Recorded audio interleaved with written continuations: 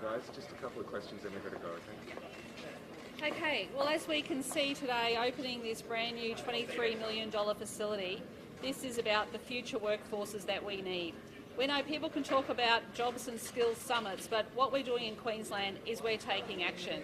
We've released our energy and jobs plan, and we know the jobs that we need for the future.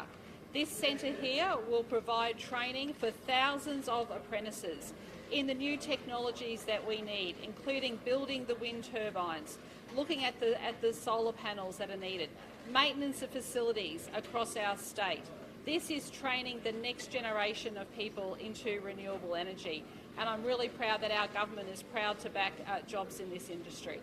Happy to take a few quick questions. Premier, just on ramping, the opposition has released some figures this morning that put Redlands as the worst during the month of July. Would your response be that these figures that the opposition have released has been during that Omicron peak that we saw? Oh, look, the Health Minister will address you later on following Cabinet today, as you can appreciate. But let me say this. Today we are seeing in our hospitals, as a result of COVID, less than 100 people. These are some of the best figures that we are seeing, which means more of our workers are back on the front line looking after more patients across our state.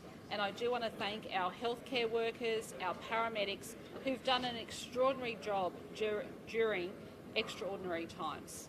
Premier, you spoke about a new youth detention centre, possibly in Cairns. What's prompted that? Some discussions I've had with the Minister. We'll be releasing, we'll be having further discussions with the community. But one of the rationale, some part of the rationale behind that is for an area with wraparound services closer to families. As you can appreciate, the detention centres are based in Townsville and Brisbane. This would mean that families would be able to visit people as well.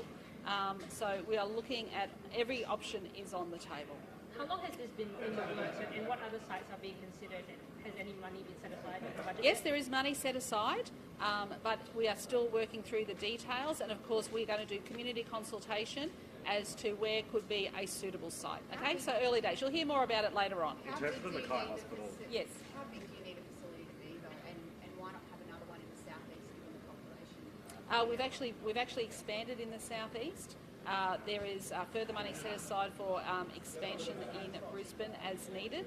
But, you know, this is something we're doing some thinking about in terms of keeping young people closer to their families, which helps with their rehabilitation. The deadline cut-off for Mackay Hospital was Friday. In terms of an extension, how long should that be? Should it be a month, 2 months for them to consider all their options? Look, we will be discussing that today. The Health Minister will be addressing media following Cabinet.